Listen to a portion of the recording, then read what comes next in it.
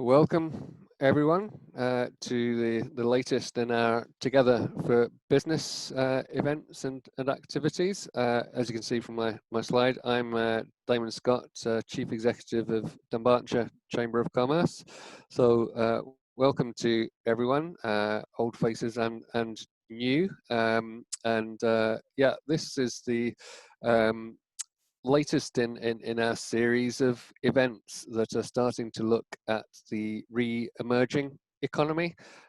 We originally started off providing a lot of expert support and advice to support businesses, help them survive in initial stages, and in the last few weeks we've been moving towards helping them prepare to do business again, and we're delighted that we've had some fantastic Together for Business champions coming on board to share their expertise and advice with us over that period. So I'm delighted today to welcome Simon Organ, who will be giving us a really valuable insight into his take on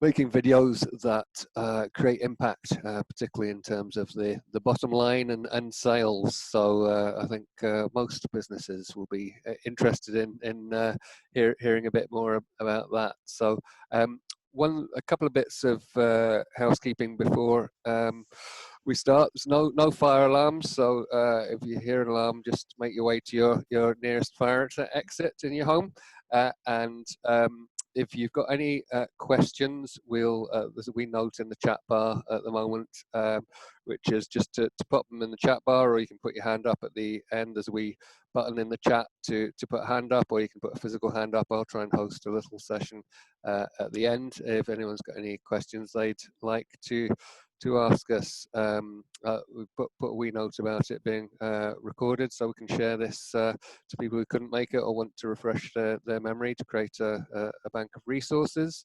And I think that's it. We'll keep you all, if you can all stay on mute, unless you've got a burning question at any point. But yeah, so without further ado, if I can get Simon to unmute and take it from here. Okay.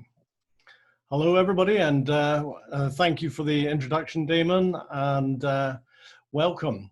We've got quite a lot to actually get through, so I'm going to get cracking straight away and share my screen. Hopefully, everyone can now see the screen now. Damon, can you see that okay? Nobody answering. Yeah, we can see that. Okay, excellent. Okay, I'd like to start off by a little quote which came from an organization or a publication called Advertising Age, and they said that video marketing is the fastest growing area on the web. There's nothing else that comes close to the effectiveness of this medium, and if you're not promoting your business by video, then you need to start now. You'll be left behind by the competition. Now, interestingly enough, they said that about 10 years ago. Since then, well, depending on which stats you read, anywhere between 85% and 96% of businesses have used video to promote their own business, but not always successfully. So the purpose of this session is to help you understand what makes video work and how you can make your own video work so that you don't make the same mistakes. Basically, how you make videos generate business for you.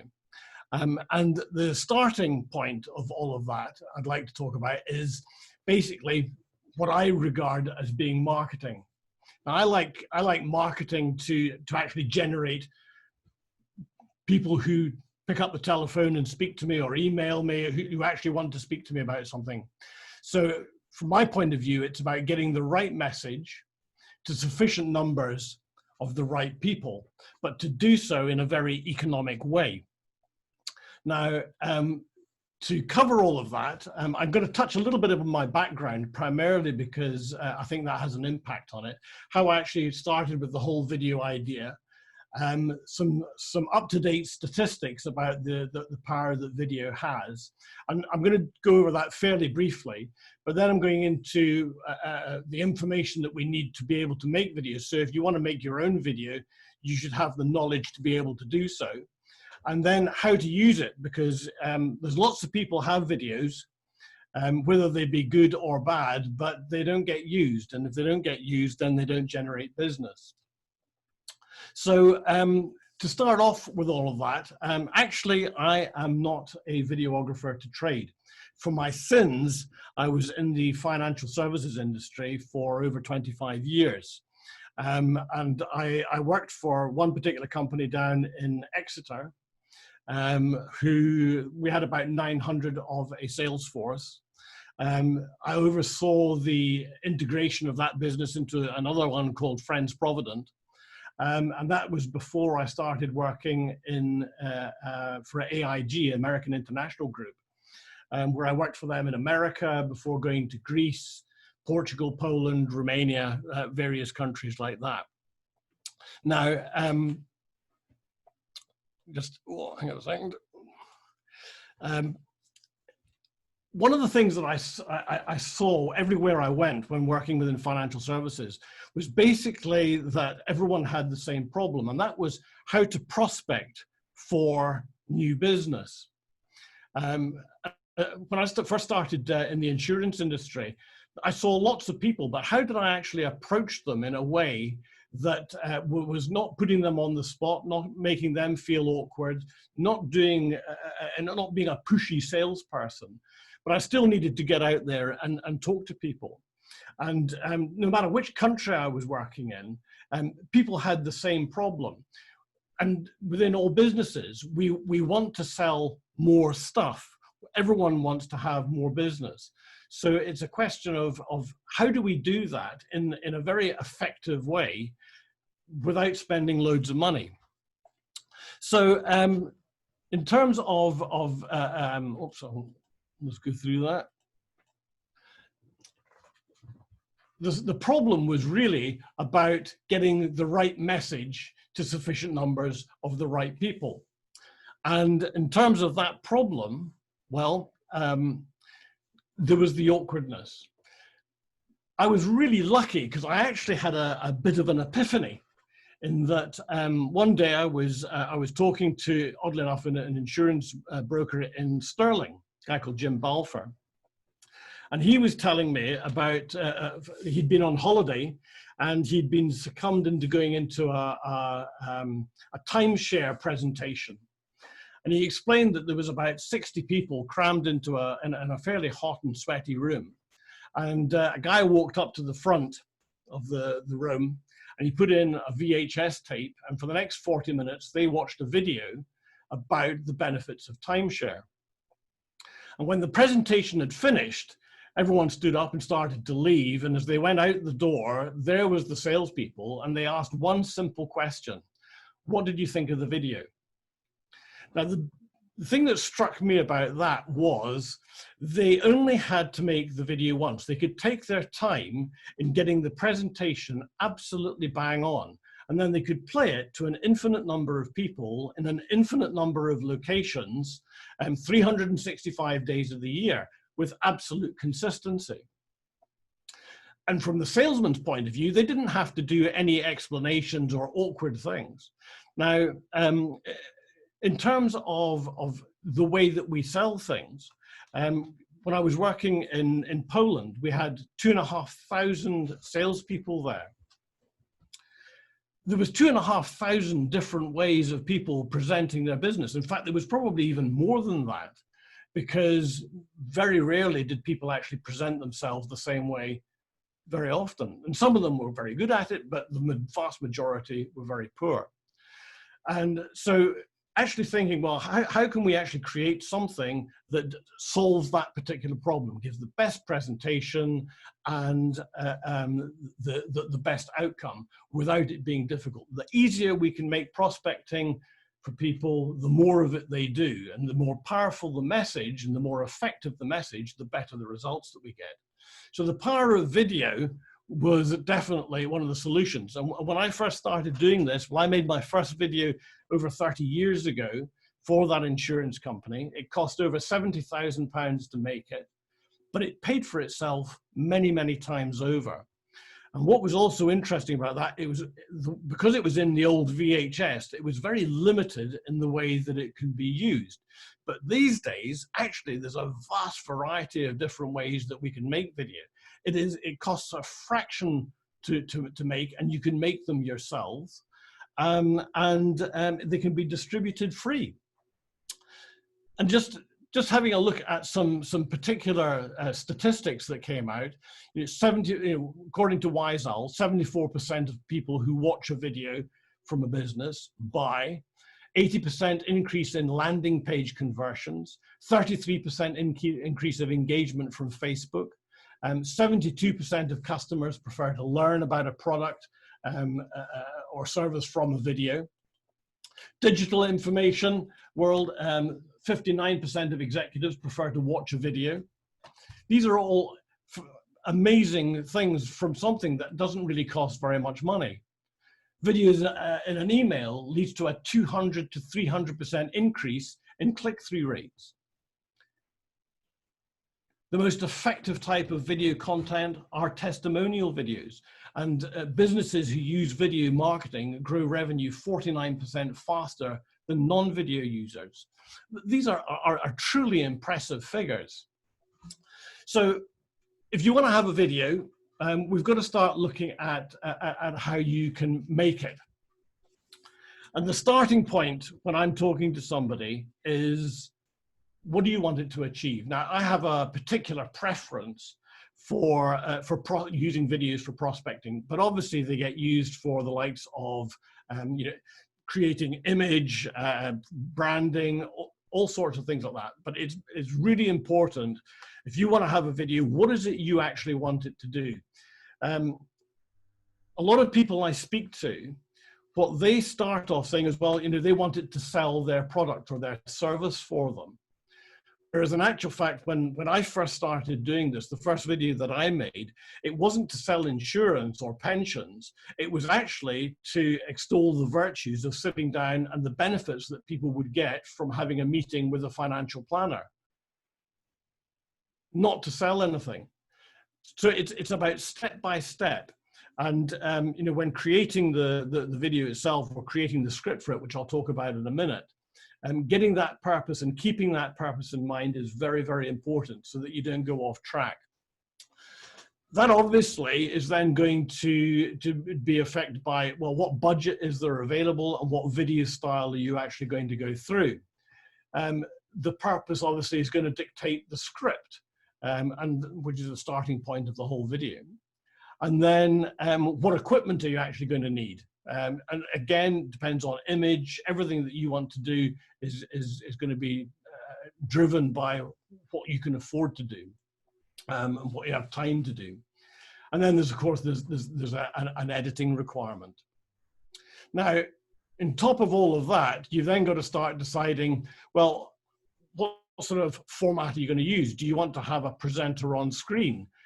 Do you want to use still images with a voiceover or text coming into it? What about cartoons with voiceover or text? And there could be actual live footage where you're videoing people, maybe your own business or people within your business, your customers. There's all these sort of things that are going to start to impact on the type of video that you have.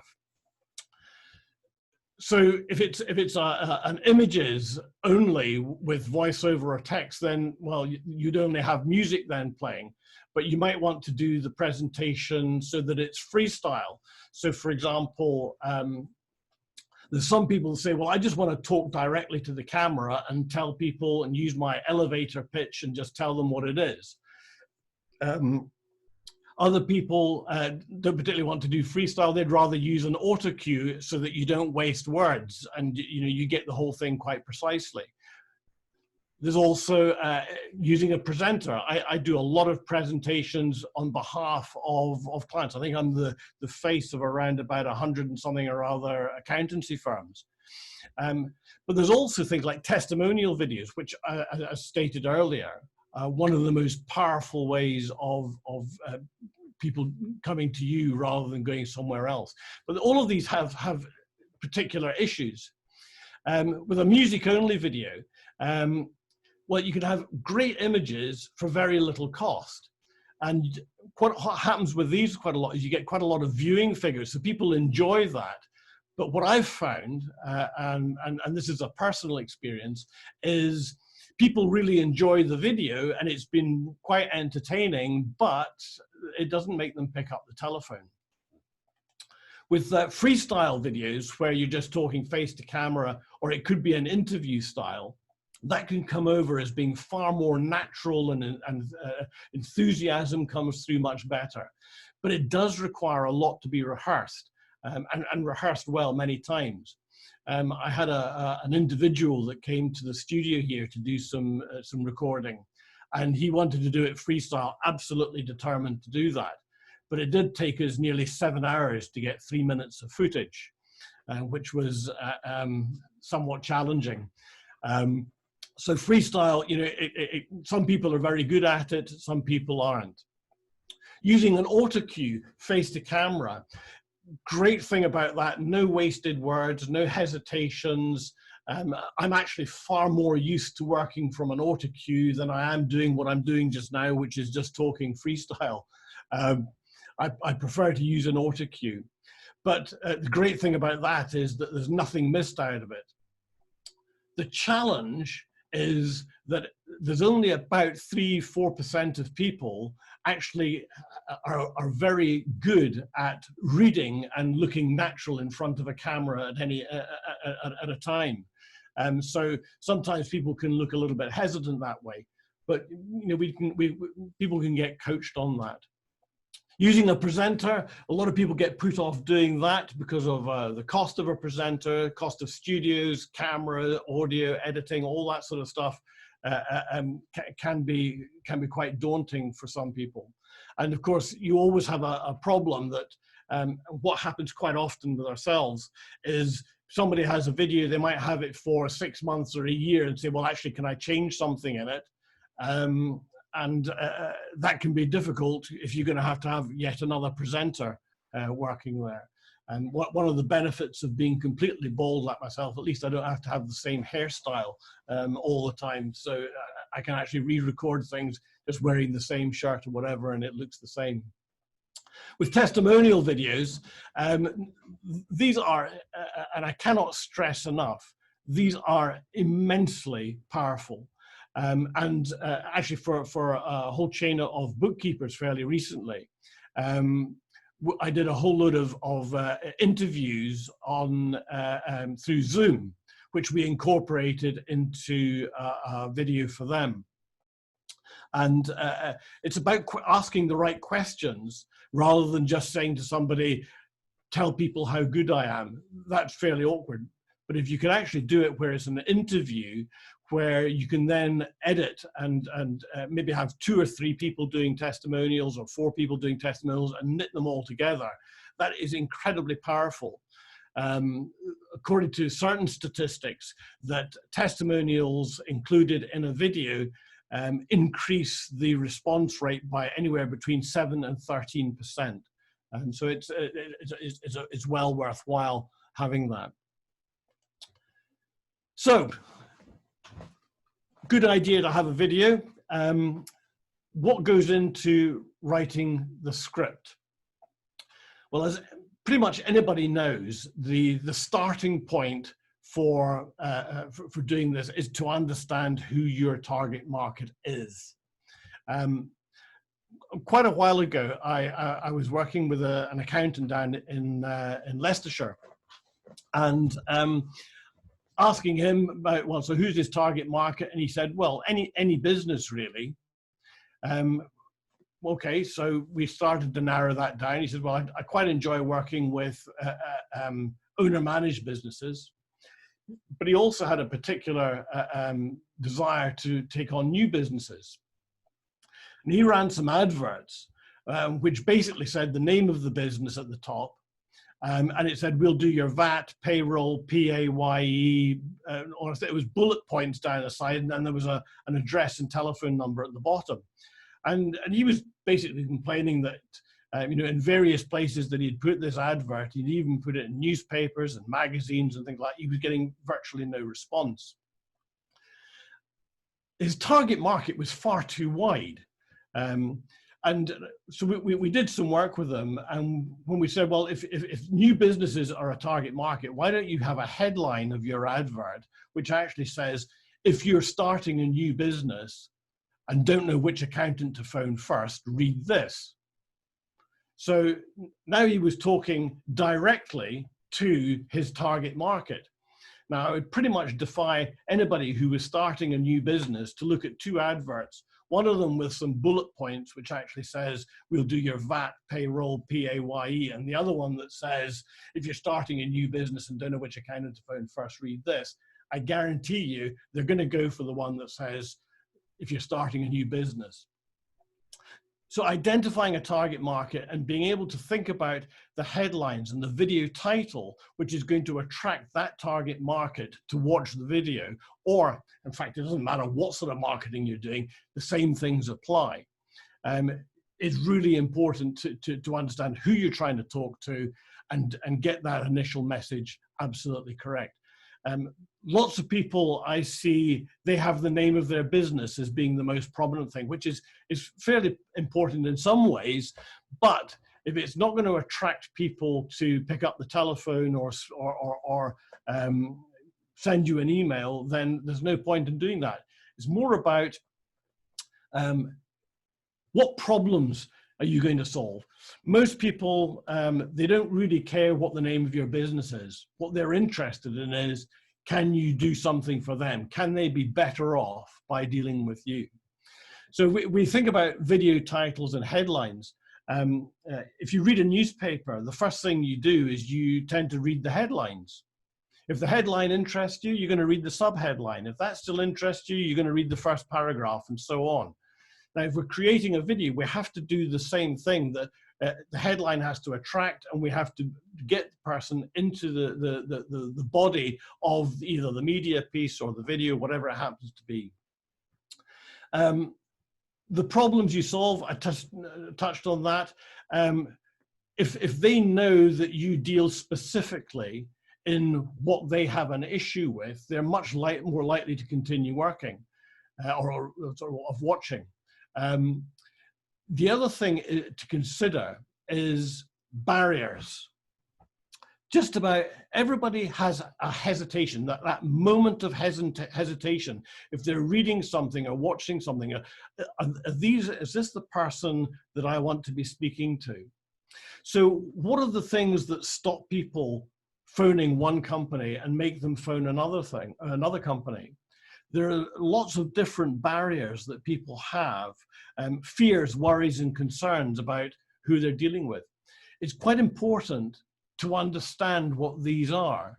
If we go back to the accountancy side of things, you know, a few years ago, one of the big barriers was that people were concerned about how big an accountancy fees would be.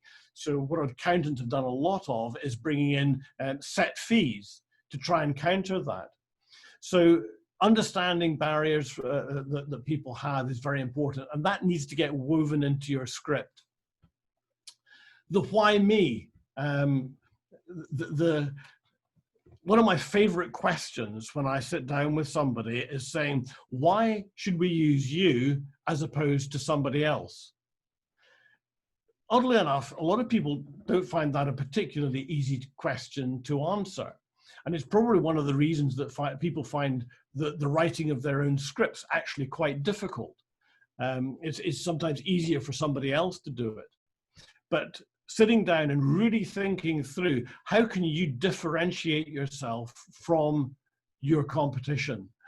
How do you make yourself stand out? That is such a vital thing. And again, it needs to be woven in to a script that flows. One of the other things that as I mentioned before, testimonials are extremely powerful. We want to try and, if possible, weave testimonials into a video, so that as they're watching it, that gets introduced, and basically what the people are saying there is an endorsement of what you're claiming. So there's a format to be able to do that. Last thing on the script is looking at or doing a call to action. One of the things I see a lot of is people just putting up a telephone number. A call to action has to be a really good summary of what you're offering, why should the person move now, why should they pick up the telephone and speak to you. One of the things that I haven't included in this is putting in offers, putting in guarantees, things like that. Are all part of a sort of a marketing mix. And I've actually got another video on the sort of 9 core elements of direct response marketing, of which all of these things are in. And in actual fact, I didn't invent all of these things. I learned a huge amount about what I did from an organization called the Core Asset. And interesting enough, they've probably got one of the biggest resources of information about how to do direct response marketing. I've just taken all of that knowledge and information and used it for making videos so that we can get people to take action. I was speaking to the people who run the Core Asset just the other day, and they're saying that they're coming up with an offer to access what they call the Vault, which is this incredible resource of information about direct response marketing. They're making an offer where people can access that for free for, I think it's a week, and they're going to be launching that in a couple of weeks' time. So anybody who's interested in getting that sort of information for free, I suggest they contact Peter at the Core Asset. I've put his email address up there. So a fantastic resource, and it's basically where I learned everything that I knew about direct response marketing. One of the typical questions I get asked, especially in the script writing point, is how long should the video be? Now this is quite controversial. Lots of different things that you'll read will say that, well, it should be 30 seconds long. It shouldn't be longer than 90 seconds. It shouldn't be longer than 3 minutes, all the rest of it. It depends on whether you want people just to watch your video or you want somebody to take action. My view, and I've experimented with videos of all different lengths. The most successful one I had actually ran for 5 minutes and 59 seconds. So I have a tendency to disregard what is being said about the length of it.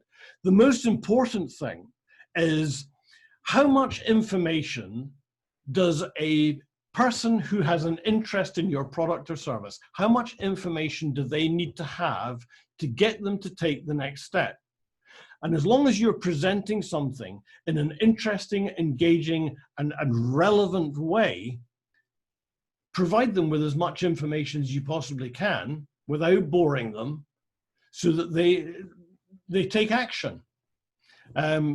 I know of people, webinars, this webinar is going to be around about 40 minutes, but as long as it's engaging, hopefully people will carry on watching because they're learning something, or it could help you solve a problem. So length of the video, I don't worry about at all. I have had a company fairly recently where the web designer said to the owner of the business, I'm not going to put that video up there because it's too long. And it was about 4 minutes, 40 seconds, this particular video. He said, it's far too long, nobody will ever watch it. And we did have a discussion about how he came to that conclusion. And he said, well, we look at the statistics of how long people watch videos for. I said, well, if you can tell me how many people who actually watched it all the way through didn't buy, then that would actually tell me an awful lot more. So it doesn't matter if somebody starts watching it and stops. It probably either it was the wrong video, or it was the wrong message, or they weren't interested. If they are interested, they'll watch it through to the end, providing it's properly made. So, equipment. A quick touch on there. A lot of people would like to use an iPad.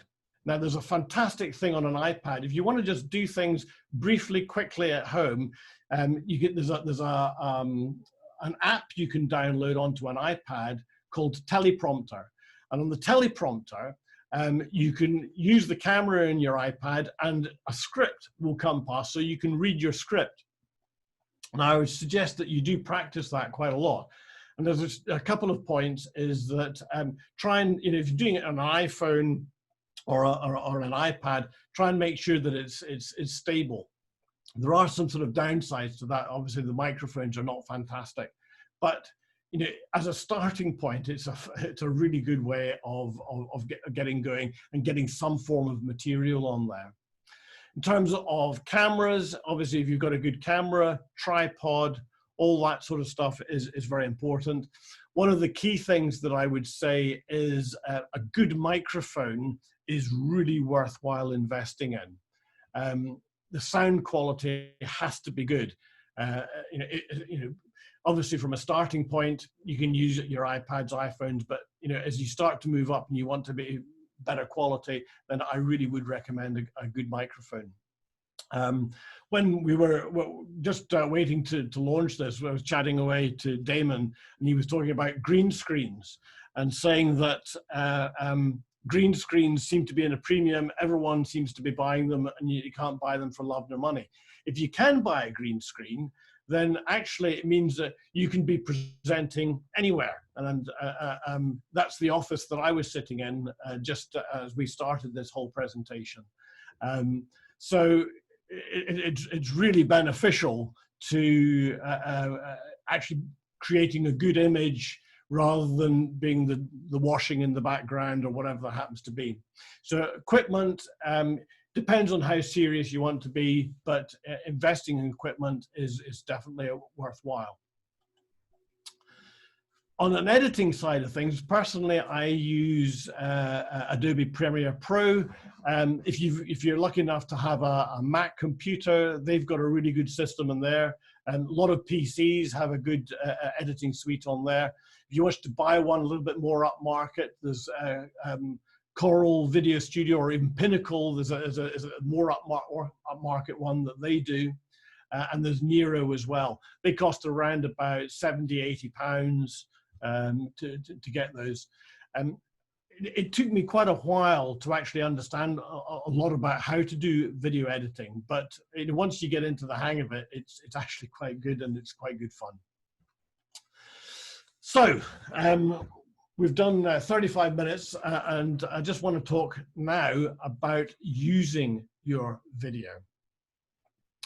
When I first came back from living abroad, I didn't, in fact, I knew, I think, one person in Scotland. I've been out of Scotland for about 20 years. And I needed to start my business.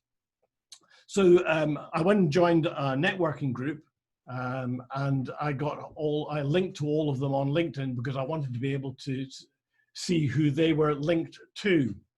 And I have to confess, I did break a few rules of LinkedIn because I connected to an awful lot of people that I didn't know.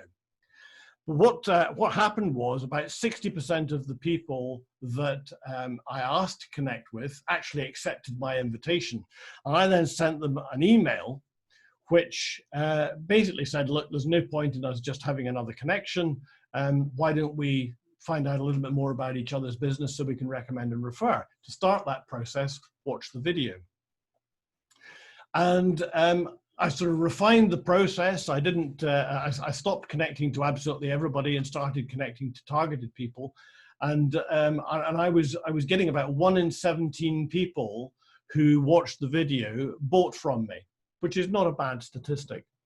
And in actual fact, I don't do that very often. In fact, don't really run out of business too much these days. But as a way of generating new business, it was a fantastic resource. But having done that, I then started to realize that there was far more other ways that I could use the video, which was even better. And I started thinking about referrals, and I was sitting in a networking meeting, and there was a lot of people who were getting referrals and a lot of people who weren't getting referrals. And the people who weren't getting referrals, a lot of businesses, it's very difficult to explain what they do. And give you an example. In fact, we go back to the example of the accountant. It's quite difficult for me to sit down with somebody and bring the subject up, which actually says, well, you know, is your accountant okay? Because I know a really good one. That's quite a difficult thing to do. So how do you start a conversation when you want to be able to recommend somebody? Well, it's very hard. And to then explain, well, why are they good and why are you recommending them? That's a fairly difficult thing. So what I started to do was I would say to people, if you're happy to recommend me on, could you do me a small favor? Could you just send an email to maybe 5 business people that you know? I'll send you a link to a video, and all you have to say in your email is, not sure if this is going to be of interest to you, but video's worth watching.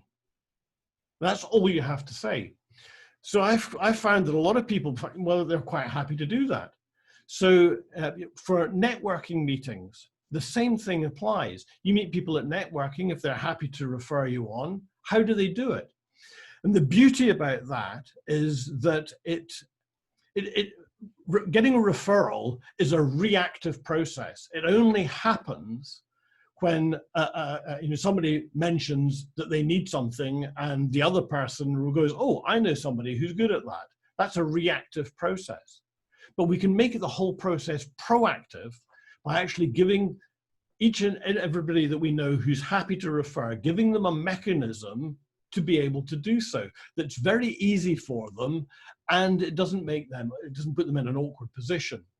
So referrals, you know, every single client you have, every business contact you have, friends, family, even employees, it's very easy for them to send out videos to say, this is what we do and this is how it works.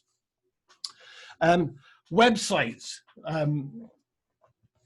Google paid $1.65 billion in 2006 for YouTube, because they realized at that time the power that video was going to have. And therefore Google loves video, especially when well, in fact, only when it's connected with YouTube. So that boosts ratings and boosts your position on Google rankings. Forrester Research, they came out and said that people who see a video on a website, 84% of people watch it. Everything that this is about, you've got a good video that explains what you do and how you benefit people. It's about getting people to watch it. It is absolute folly not to have that in a prime position on your website. And again, I have come up with some people who, or some web designers who are reluctant to put videos on the front page. That's exactly where I would have them. It makes an enormous amount of sense.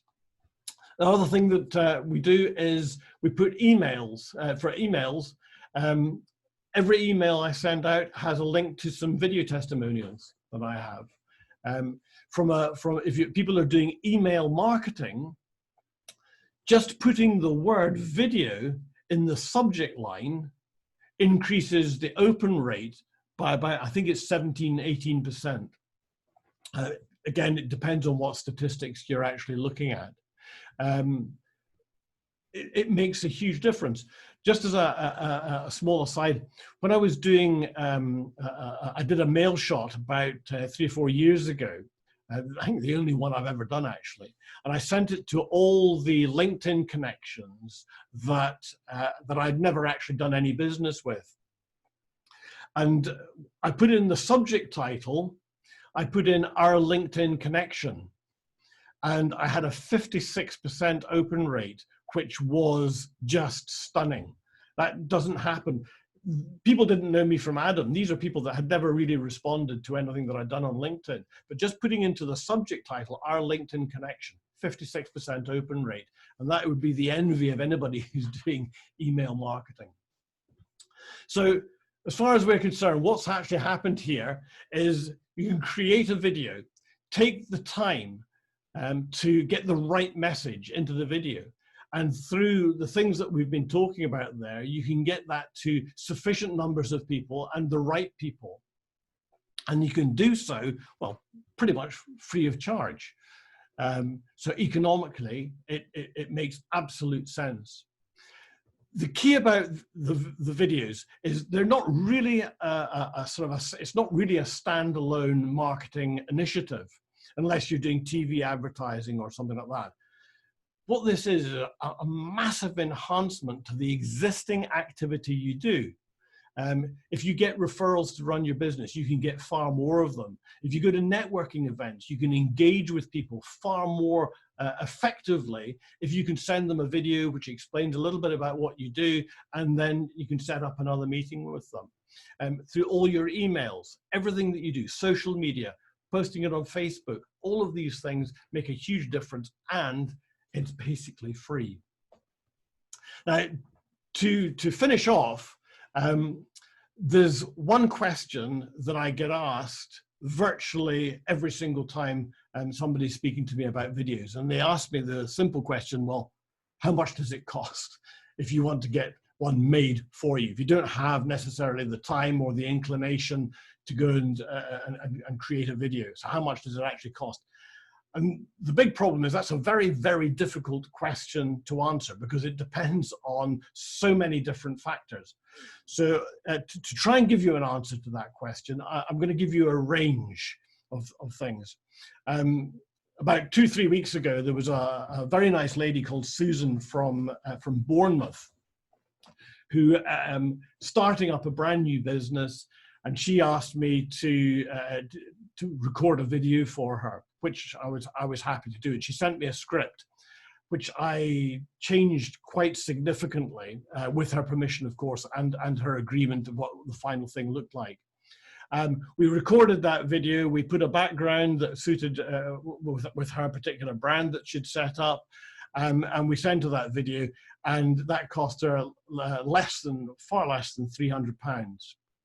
On the other hand, I've made quite a series of videos for Deliveroo, and that required filming in the street, going to people's houses. There was a lot of different things involved in that, and of course that cost like tens of thousands of pounds. The key is if somebody doesn't have the time or the inclination to make their own video, if they want to do that, it's about, if they want to have something done professionally, it's about sitting down and saying, right, excuse me, what budget can we work to? Let's have a look at something realistic and let's see what we can do for that. Nothing's fixed. And it does make life very difficult from that point of view. And really, that concludes what I would have to say about that. And I'm very happy if anybody happens to have any questions, I'd be delighted to answer them if I can. Damon. That's great. Thank you so much, Simon. I think I'll do a wee bit of a roundup at the end, but certainly if any of that, there's some amazing stats being quoted there, and even we know that they can be sort of vary quite a lot, but even if a small percentage of of those were true, I think it shows the value of videos as part of your mix there. So yes, I think we've had a few questions, and I'm going to depend on Philip, if I can, to give us a wee nod as to which ones have popped up. Yeah, we've got a few. Simon, would you mind stop sharing your screen just for a second? All right. Yes, absolutely. So, first of all, Charles Kennedy has asked for, I think you might have covered this actually, a minimum, maximum time for videos. Yeah. Yeah, as I say, I would much rather concentrate on what message wants to be given over and how we can do that as effectively and succinctly as possible. The longest sales video I know of was just short of 2 hours, and it was still effective. So don't worry about length of video. It's about the content that matters. So also, if I can jump in there as well, I've got a wee bit of a background in marketing, as some people know, and it's about your audience and what they need to know. You know, some of your customers may need a lot of information before they make the decision to buy. The others need to know, you know, what your toppings are on your pizza, sort of thing. So yeah, it's very much about tailoring it to your audience there. Thank you. So the next question, Yasmina has asked bullet points to include in a 1 minute style video for Instagram or Facebook. Yasmina, I'll unmute you just now if you want to add anything to that question. You may have to unmute yourself.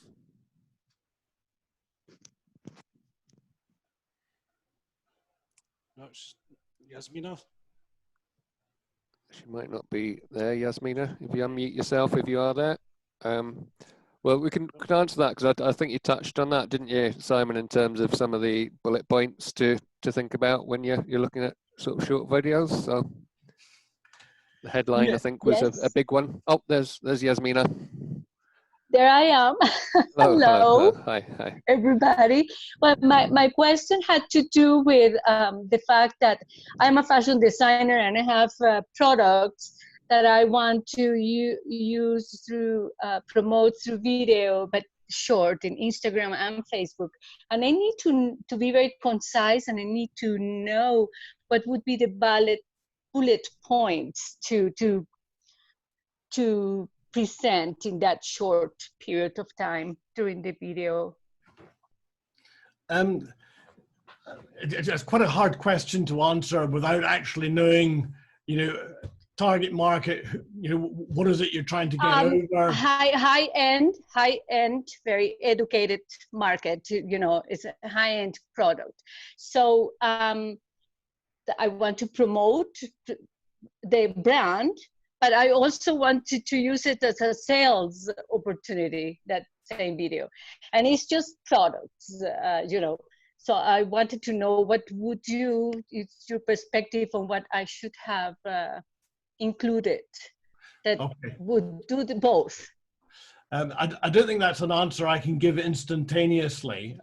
Perhaps it might be better if we had a discussion about it, and you know, we can set up a private Zoom call, because I would like to understand more before I started giving an opinion on what was the right thing to do there. Okay. What we can do is connect you afterwards. We're delighted that some of our Together for Business champions are sort of generous with their time to provide follow-up opportunities. So if anyone wants to put their details in the chat or connect individually, send Simon your details through the chat function. That'd be good. Okay, I appreciate it. Thank you. Okay. Now I'm logging out. Next question, Joanne's asked, can you suggest any good programs or apps to use on a laptop to create a small promo video?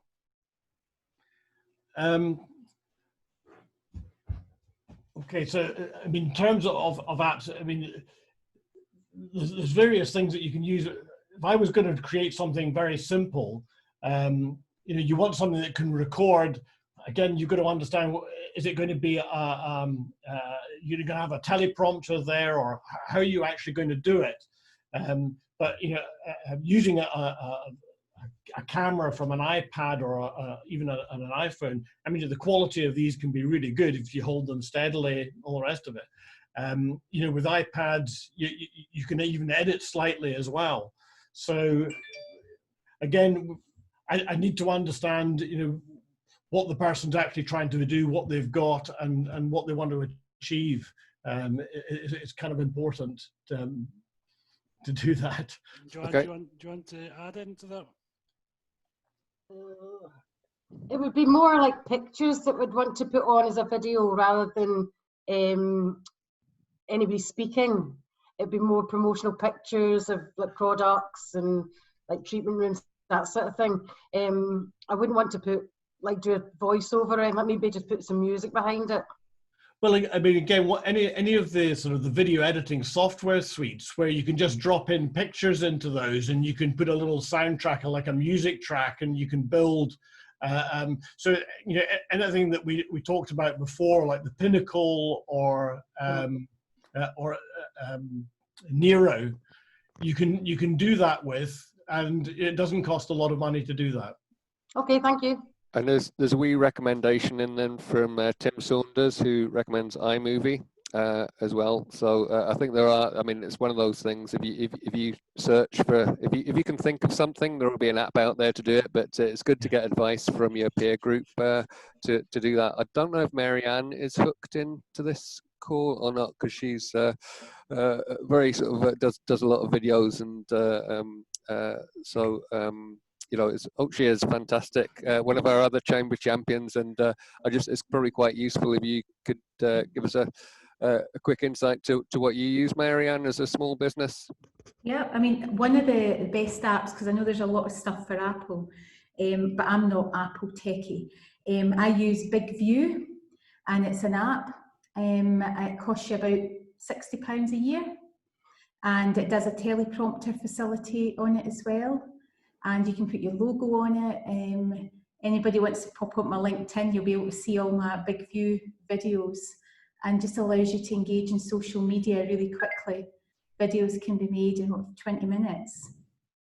So really, really good resource. But I think I agree with what Simon says about sound. Investing £25 in a little microphone made a huge difference to the sound quality of the video productions for me. Yep. And meant I could be reactive, because sometimes in my job I like to be able to respond with what I'm feeling or thinking in that day to be able to share on social media, and it allowed me to have that versatility without the cost. Brilliant. No, that's really good, and I'd recommend you know, obviously connect and if people can put the information out there. I don't know if someone could pop the link or name on for that one, so other people can get that in the chat. Also, I don't know if we've mentioned you can download the chat for any of these bits of information that are going in the chat bar if you click on the 3 wee dots there, and we'll make sure people put referrals and links to all the things that are being mentioned, as well as their contact details, because I think part of this is to connect our community as well, and share knowledge. And I have to say, Marianne's exceptional in terms of you know, having that. She's probably in that sort of top 2-3% that can, you know, naturally present really wonderful videos. So I think the good thing about these sessions are people like myself can be given some clear sort of bullet points to actually just cover off the, you know, someone who's maybe not naturally gifted, but just covers off the key information and calls to action and what have you. So no, they're really good questions and really good sort of prompts. There's time for a few more questions. Yeah, sure. Joanna Craig's asked, how does a green screen work, and do you need a program for it? Yeah, well, the green screen, obviously what you're doing with your editing suite is you basically remove all the green from the image, and there's buttons for doing that in the editing suites. Once there's certain things you've got to get right. You've got to get your lighting right for a start, and have as consistent a green image behind you, because it just takes out particular color. And obviously don't wear a green tie or a green belt or a green jacket, because then that'll disappear as well. But there's actually a stack of great videos on YouTube about how to use green screen. But you do need an editing suite to be able to finish it off and make it work for you. Can you give a quick example of the green screen? You've got a green screen behind you, Simon, haven't you? I have indeed. In fact, if I will switch this off, and hopefully Hang on a second.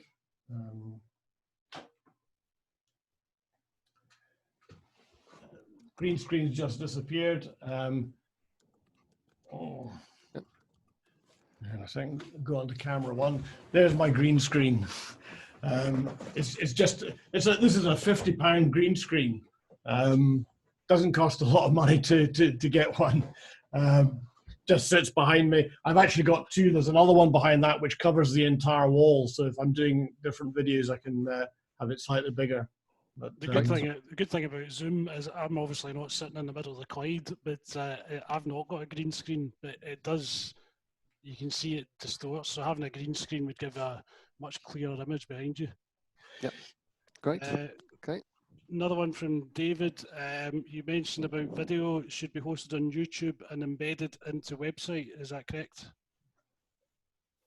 Sorry, could you say that again, please? Videos should be hosted on YouTube and embedded into website rather than straight onto the website. Yes, absolutely. There's two things that I would suggest, and this is a personal preference. YouTube, I would always take a video and put it onto YouTube if I'm putting it onto a website, because you get all the advantages of that. If I'm streaming video, like the videos that I've got on my emails and that I use in lots of other ways, I use Vimeo, and primarily because I can control what people see in the video a lot easier, and I find that the quality is better. Vimeo, I think, have got an advantage in some ways in that they expand or decrease the size or the quality of the video depending on what's being streamed, so that people don't get to a buffering problem so much. But I do like Vimeo if I think from a quality point of view, but definitely for a website, embed it from YouTube. Yep, and I'd probably add to that in terms of when you don't want a big video file tying up your website and drawing. It'll take longer to load and be slower. So hosting it externally is definitely a good practical step, as well as giving you an extra profile on a different platform. So yeah, definitely recommended. Okay, I think we've got a couple more. If we can squeeze those in before the end. Another one from Jamie Allen. What about soundtracks and copywriting? I use Soundstripe, but are there any others you would recommend?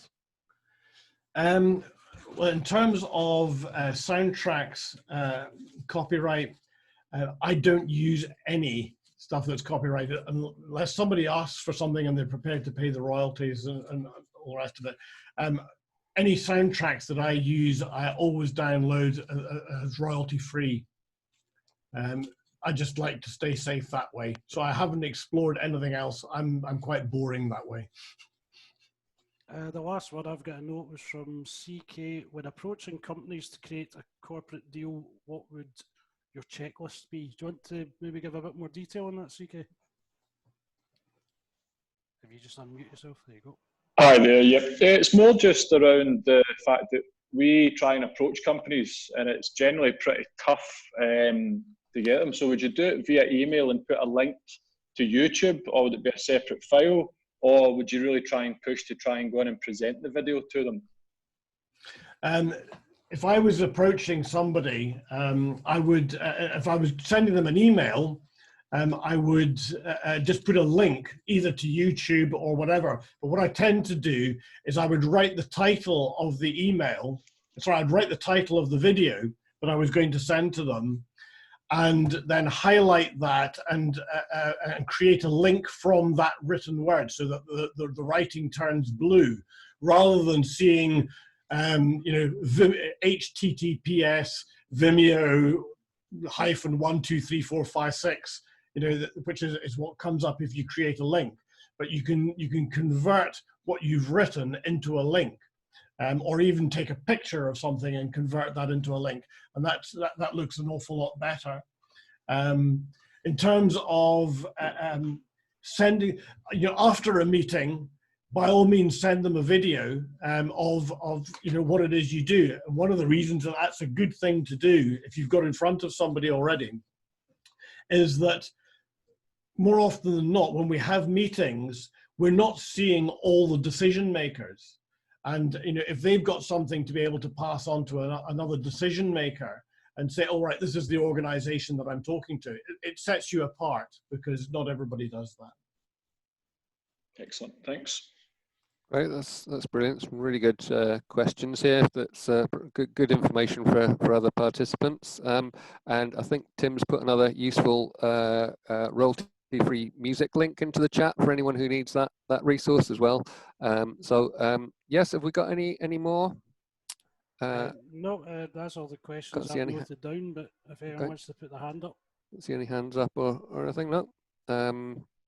No, that's fantastic. So I'll bring things to a close then. I think, as I mentioned, and I think a lot of the people here, including the sort of the other chamber champions, would certainly agree that it's a great opportunity that can be very low cost for you, or very cost effective if you look at your investing and actually getting results out of it. So I think a real opportunity to grasp with both hands. I always liked, I don't like things to be too scary, because sometimes you come to these things and you think, oh, I can't do that. But I think, it doesn't have to, if you've got some clear guides that you can follow, it makes it a lot easier if you're not, like I say, like myself, not necessarily, sort of naturally gifted at being in front of the camera.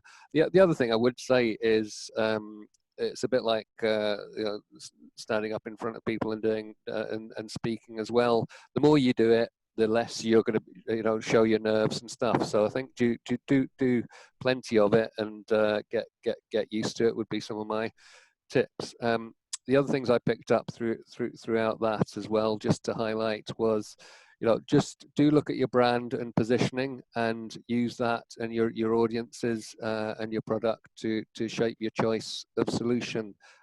One size does definitely not fit all. I think that came across in the questions and in the presentation. So if you get a good understanding of your business and your audience, and figure out what they're likely to respond to, I think that's the sort of key thing. But overall, some really useful practical steps to help you sort of think about how you create your video content.